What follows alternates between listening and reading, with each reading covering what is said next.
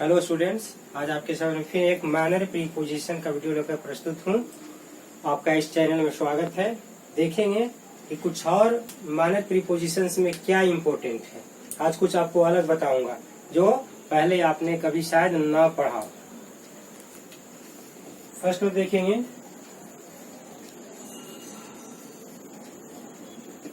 Considering.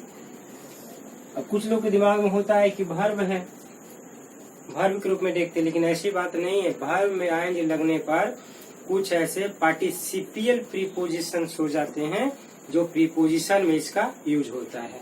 अब considering कह रहा है तो इसका मीनिंग क्या होता है ये देख लेंगे।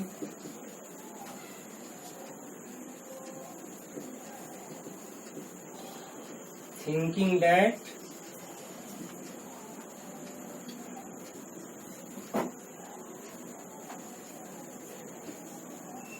you are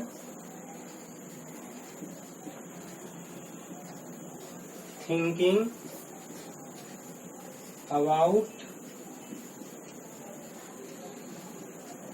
a particular fact। यहाँ देखिए थिंकिंग का मतलब क्या हुआ, थिंकिंग अलग वर्ड है। यहाँ से आप में देखेंगे मतलब इस तरह का सोचना कि you are thinking about a particular fact, यानी किसी चीज पर, या फिर इसको हिंदी में आप लिख सकते हैं इस बात पर ध्यान देते हुए, या इस बात पर है ना समझते हुए, ध्यान देते हुए, सोचते हुए।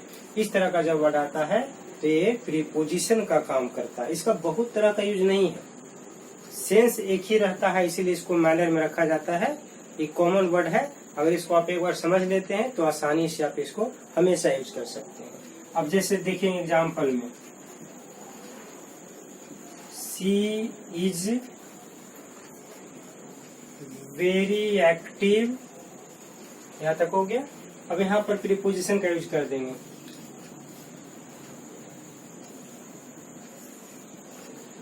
कंसिडरिंग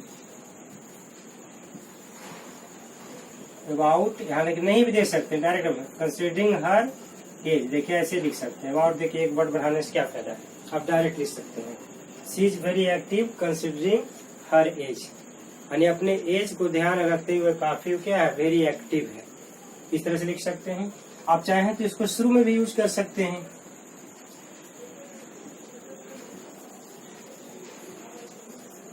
कंसिडरिंग इट, यानी इस पर विचार करते हुए। I have thought a plan, इस पर विचार करते हुए मैंने एक योजना पर विचार किया है, ठीक है, सोचा है। इस तरह से यूज कर सकते हैं। बीच में भी रख सकते हैं, शुरू में भी रख सकते हैं, इसलिए इसके कोई फिक्स पोजीशन नहीं है, यानी विचार करने के सेंस में आप ऐसा यूज कर सकते हैं। चलिए अब सेकंड देखेंगे, थ्रू। थ्रू का यूज फ्रेजल प्रीपोजिशन में ज्यादा होता है, यानी इसका फ्रेजल वर्ब भी आप कह सकते हैं, वर्ब के साथ जुड़ जाता है, लेकिन ऐसे भी आप इसका प्रीपोजिशन में अच्छा खासा यूज कर सकते हैं। इसका मीनिंग क्या होता है, entering one side and getting out the other side, यानी एक तरफ से प्रवेश करके और दूसरे तरफ निकलना।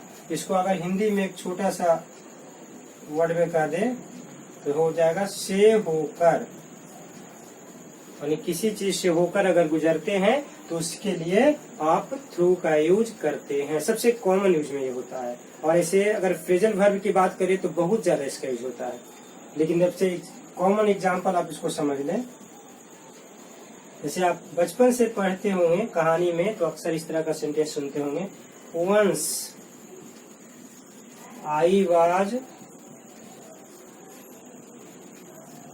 Passing through a dense forest, एक बार मैं घने जंगल से गुजर रहा था। एक कॉमन सेंटेंस, अक्सर आप ऐसा सुनते हैं।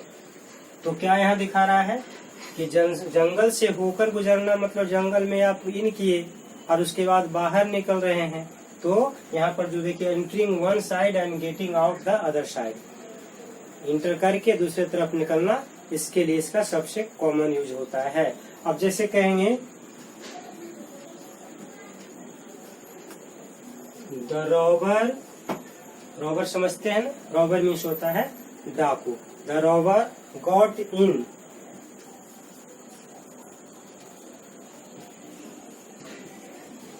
द हाउस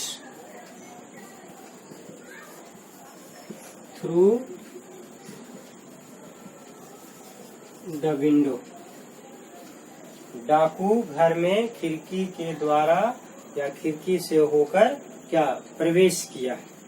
तो इस तरह से देखिए, यहाँ भी एंटरिंग कंसेप्ट आ रहा है। तो जहां पर भी एंटरिंग कंसेप्ट आता है उसमें इसका यूज आप करेंगे। इसके आगे भी और मैं एग्जांपल्स बता। First, I have to get through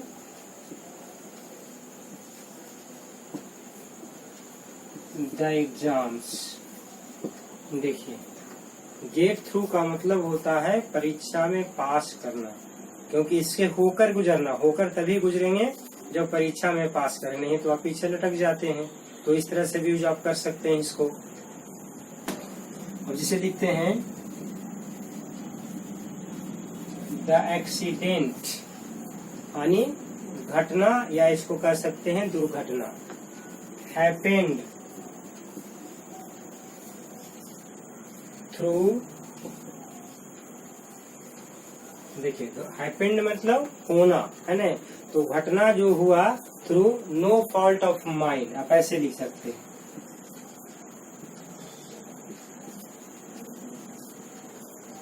मेरे कारण घटना नहीं हुआ, कहने का सेंस ऐसे हुआ। तो इस तरह से थ्रू का कहीं भी यूज आप इस तरह से कर सकते हैं।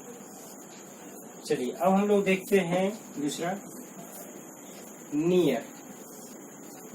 इसके बारे में भी आप अक्सर ऐसा सोचते हैं कि नियर एक एडजेक्टिव है, क्योंकि नियर, नियरर, नियरेस्ट ये डिग्री में यूज होता है, और डिग्री किसका बनता है, एडजेक्टिव का बनता है। तो अक्सर आपके दिमाग में रहता है कि ये डिग्री का पार्ट है, एडजेक्टिव का पार्ट है, लेकिन इतना ही काफी नहीं है। वो एडजेक्टिव का पार्ट तो खैर है ही, लेकिन इसके साथ साथ ये प्रीपोजिशन होते। इसीलिए आज मैं कुछ ऐसा बताने जा रहा हूँ जो कि आप पहले आपको लगता था कि ये प्रीपोजिशन नहीं है, इसीलिए ये सब कहा जा सकता है कि बिल्कुल आपके लिए न्यू कंसेप्ट आएगा, और तब आप और अच्छा से इसका एप्लीकेशन कर सकेंगे। अब देखिए, नियर का मतलब क्या होता है, तो मीनिंग तो चलिए ठीक है, वही होता है। जैसे आप कहेंगे क्लोज इन स्पेस, स्पेस भी कर सकते हैं, या फिर आप टाइम भी कर सकते हैं, या फिर आप रिलेशन भी कर सकते हैं।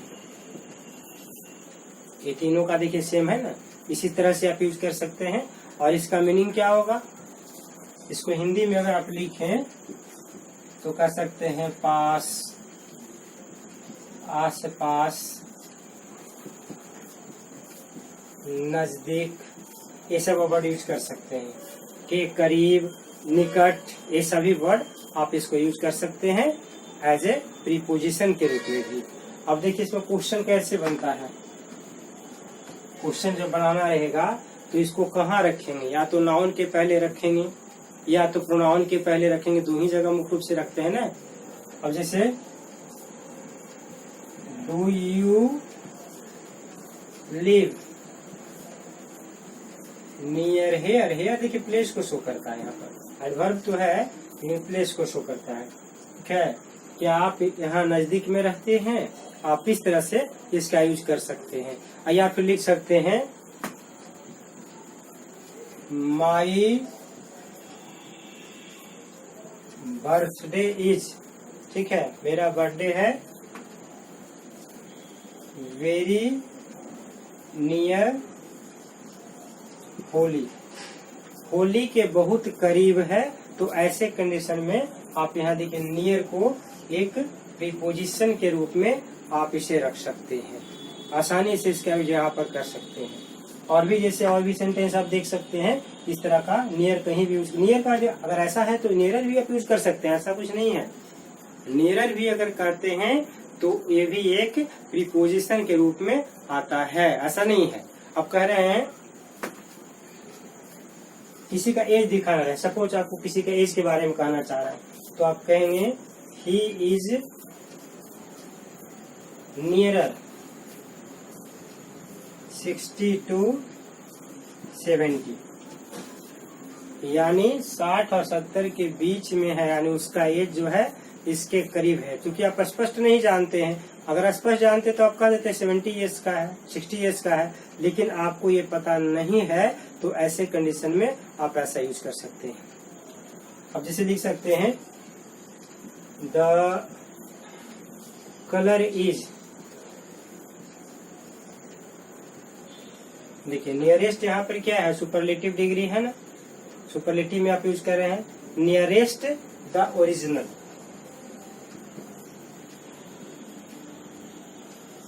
ओरिजिनल के सबसे नजदीक है, यानी कलर बिल्कुल मिलता जुलता है। तो इस प्रकार से नियर का यूज आप इस तरह से कर सकते हैं। इससे आपको स्पष्ट हो गया कि नियर एक प्रीपोजिशन भी है, केवल एडजेक्टिव।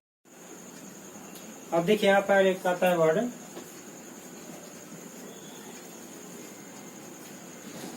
फॉलोइंग। ये भी शायद बहुत लोगों को पता नहीं होता है कि प्रीपोजिशन होता है। आज केवल मैं वैसा प्रीपोजिशन ज्यादातर बता रहा हूँ जो आपको लगता ही नहीं कि प्रीपोजिशन है, लेकिन इसका यूज धड़ल्ले से होता है, बहुत ज्यादा होता है और पता नहीं होता है सबको। अब फॉलोइंग का देखिए यहाँ पर क्या मीनिंग होता है, इसका मीनिंग होता है आफ्टर, है ना, या फिर आप कर सकते हैं इसको एज ए रिजल्ट ऑफ, या फिर आप जैसे अक्सर आप कहीं लिखते हैं क्वेश्चन में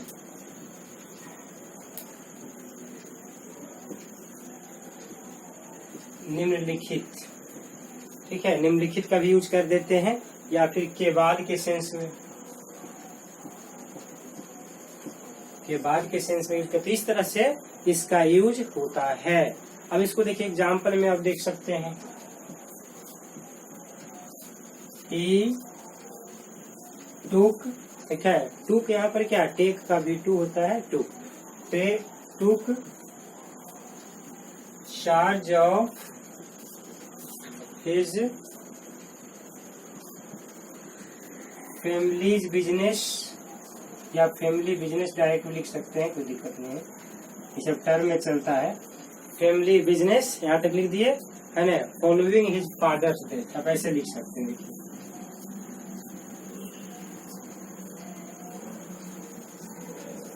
फॉलोइंग हिज फादर्स डेथ, यानी पिता के मरने के बाद फैमिली का जो भी बिजनेस था उससे वो स्वीकार कर लिया। तो इस तरह से आप यहाँ निम्नलिखित यानी फॉलोइंग के सेंस में यूज कर सकते हैं। चलिए फिर आगे एक देखते हैं नया, अपोजिट। अक्सर अपोजिट में समझते हैं विपरीत, इसी के लिए यूज करते हैं आप लोग, तो गलत नहीं है इसमें। अपोजिट का मीनिंग तो होता ही है विपरीत के सेंस में, लेकिन यह भी एक प्रीपोजिशन है ना। On the other side of, इसका मीनिंग आप लिख सकते हैं ऑन द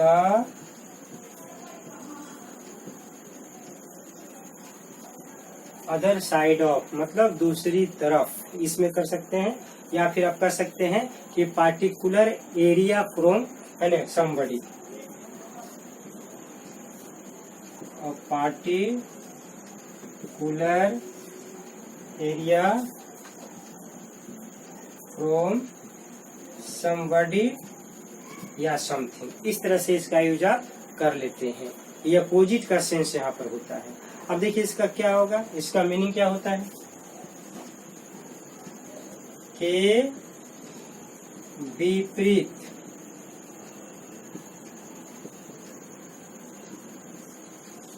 के सामने, ये दोनों के सेंस में यूज होता है। के विपरीत या के सामने, ये दोनों सेंस में यूज कर सकते हैं। सामने जैसे अपोजिट का मतलब क्या है, हम आपके अपोजिट में बैठे हैं, तो अपोजिट बैठे हैं मतलब क्या हुआ, मैं आपके सामने, आप मेरे सामने हैं, तो सेंस अगर देखा जाए तो इसी तरह से अक्सर यूज होता है। अब इसका देखिए कैसे एग्जाम्पल में अब लिखेंगे, आई ओपन सैट, सैट मतलब बैठा था या बैठता था, सिंपल पास्ट का कंसेप्ट है। Sat opposite her during the dinner, dinner के दौरान मैं अक्सर या प्रायः उसके सामने बैठता था। यानी इस तरह का कंसेप्ट यहाँ पर आता है, तो अपोजिट के लिए आप यूज कर सकते हैं। अब जैसे कोई वस्तु ही कहीं पर है, ठीक है, आप कह सकते हैं the bank is opposite the super market, आप ऐसे भी लिख सकते हैं, द बैंक इज अपोजिट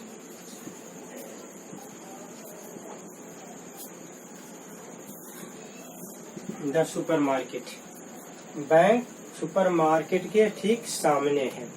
तो कहीं पर भी अगर आप सामने का सेंस यूज करते हैं तो सबसे आसान सेंटेंस है, इसका यूज कर सकते हैं।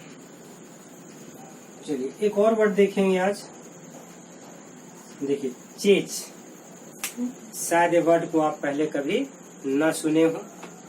एक चेज वर्ड जो कहते हैं, क्रिकेट में चेज किया जाता है, वो चेज का स्पेलिंग ये नहीं होता है, उसमें एसी का कंसेप्ट होता है, इसमें हमने लिखा है जेट, तो आखिरी मीनिंग कैसे बदल जाएगा, इसका मीनिंग होता है इन द होम ऑफ।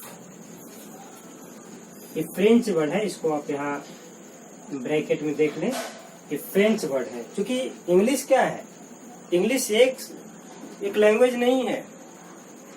अंग्रेजों ने दुनिया के बहुत सारे देशों पर शासन किया, करीब 80 कंट्रीज में शासन किया, और जहां भी शासन किया वहां पर इंग्लिश का इम्पैक्ट दिखा। आज अगर हम लोग इंग्लिश बोल रहे हैं तो उन्हीं की देन है, नहीं तो हम लोग हिंदी संस्कृत जानते या फिर लोकल इंडिया का जो भी लैंग्वेज वो जानते केवल, तो इंग्लिश उन्हीं का देन है। तो जहां पर वो गए अंग्रेज लोग, वो हमें प्रभावित किए, हमने उनका बहुत सारा वर्ड सीखा और हमारा भी बहुत सारा वर्ड उन्होंने भी सीखा। यही कारण है कि जहां भी गए वहां का कुछ वर्ड इंग्लिश में भी चला आया। अब जैसे फ्रेंच से जुड़ा हुआ था तो फ्रेंच का कुछ वर्ड आ गया। इंडिया की बहुत सारे देखिएगा आप, जैसे गुरु कहते हैं, बाजार भी आप इंग्लिश में लिख सकते हैं, ये अंग्रेजी वर्ड अब आ गया। तो डायरेक्ट इस तरह से बहुत सारे वर्ड हर भाषा से आ गया, इसलिए इंग्लिश का वैल्यू और ज्यादा बढ़ता चला गया। तो यहाँ पर एक फ्रेंच वर्ड है। अब इसका देखिए मीनिंग होता है इन होम ऑफ, या विथ भी कर सकते हैं, विथ के सेंस में, के साथ में भी इसका यूज आप कर सकते हैं। तो बिल्कुल एकदम डिफरेंट है। अब यहाँ देखिए एग्जांपल में लिखेंगे आप, I spend a pleasant evening. अब यहाँ पर देखिए प्रीपोजिशन यूज हो गया, चेज किसके साथ, किसी के साथ, चेज माई फ्रेंड, किस तरह से यूज कर दिए ना। तो यहाँ जो चेज वर्ड आया ये प्रीपोजिशन का काम करता है। तो बिल्कुल ये सब वर्ड अपने आप में डिफरेंट है। और आप चलिए अब देखेंगे एक नया वर्ड फिर, देखिए उसका उच्चारण अब क्या करेंगे, सरका नहीं पढ़ेंगे, सिरका नहीं पढ़ेंगे, इसको शर्क कहते हैं। ये सब बताने का मेरा एक खास पर्पस है। जैसे आप कंपटीशन का कहीं तैयारी करते हैं और उसी दौरान कोई पैसेज आ जाता है, किसी पुराने राइटर का पैसेज आ जाता है, पैसेज आ जाता है उसमें इस तरह का वर्ड यूज हो जाता है, आपको शायद पता नहीं है, तो आप गेस भी नहीं कर पाएंगे। इसीलिए ये जबकि कुछ फॉर्मल है, ऐसा नहीं है, लैटिन से लिया गया है, लेकिन फिर भी बताना ये जरूरी हो जाता है कि उस जगह पर आप वहाँ पर डिस्टर्ब न हो, आपका माइंड डिस्टर्ब न हो, इसीलिए जानना कहीं कहीं जरूरी हो जाता है। अब देखिए सर्क पढ़ते हैं, सरका नहीं पढ़ते इसको, इसका लैटिन से लिया गया है, लेकिन इसका यूज कहाँ होता है, तो आप ऐसे लिख देंगे ब्रैकेट में from Latin it is used for dates. देखिए डेट्स के लिए यूज होता है, लेकिन इसका मीनिंग क्या होता है? इसका मीन्स होता है, देखिए यहाँ पर मीनिंग दे रहे हैं अबाउट। अबाउट यानी लगभग, आसपास, करीब। अगर कोई डेट आप स्पष्ट नहीं रख पा रहे हैं, मेमोराइज कर पा रहे हैं, तो वैसे जगह में आप इसका यूज कर लेंगे। आपको पता ही नहीं कि क्या कितने साल पहले की बात मैं कर रहा हूँ, तो लगभग में आप बोलते हैं, तो जहाँ पर लगभग बोलते हैं इस सर्क का यूज कर सकते हैं। अब जैसे एग्जांपल में लिखेंगे आई मेट हर, देखिए ऐसे दे दिए। अब यहाँ पर आप अबाउट लिखते, अबाउट के जगह हम इसका यूज कर देंगे। अब इसको लिख देंगे 20 years ago। देखिए वर्ड भी कुछ डिफरेंट आ गया। इस तरह का आप लिखते हैं तो इंग्लिश में आपका 4 चांद लग जाता है, बिल्कुल अलग हो जाता है। फिर एक नया वर्ड के साथ आप देखेंगे यहाँ, शायद ये भी वर्ड आपके लिए बिल्कुल अनोखा होगा, डिफरेंट होगा। शायद आप पहले हो अगर जानते हो तो अच्छी बात है, लेकिन जनरली नहीं लोग जानते हैं। ये भी एक क्या कहाँ से लिया गया, इसको भी लिखेंगे फ्रॉम लैटिन। ये भी लैटिन से लिया गया है, और इसका मीनिंग क्या होता है पता? In the role of something. इसको कैसे लिख देंगे? In the role of something, किसी चीज के रोल में, भूमिका जिसको कहते हैं, रोल मीन्स भूमिका, भूमिका में, तो इस तरह से इसका यूज कर सकते हैं। अब देखिए इसको कैसे लिखिएगा,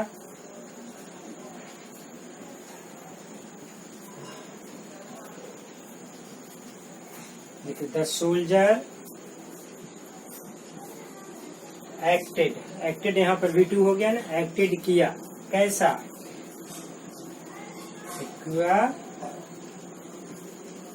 सोल्जर, यानी सोल्जर के रोल में, है ना, सोल्जर के, not as a human being.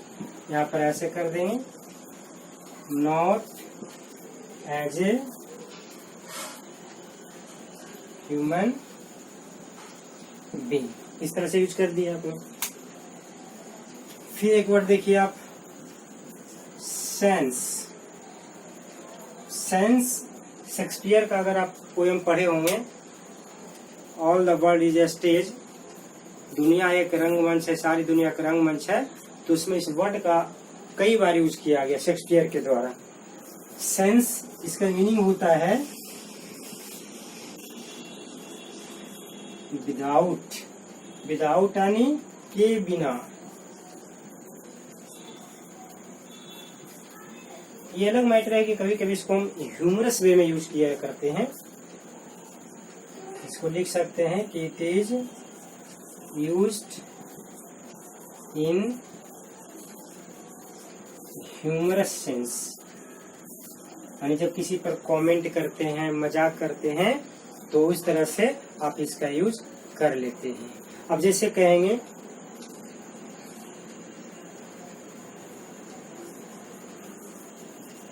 I like fish and bread, मैं फिश और ब्रेड पसंद करता हूँ। अब ऐसे कर रहे हैं, but that day I ate sense fish, लेकिन उस दिन मुझे बिना मछली का ही खाना पड़ा। तो इस प्रकार से अगर विदाउट के, जैसे बुढ़ापा में कहते हैं सेंस आइज, सेंस टीथ, बिना दांत के, बिना आँख के बूढ़ा आदमी दुनिया से चला जाता है, लास्ट में सेंस टेस्ट, उसको टेस्ट भी नहीं लगता है भोजन का। तो इसलिए कमेंटिंग में भी अक्सर यूज होता है, तो सेंस का यूज हम करते हैं।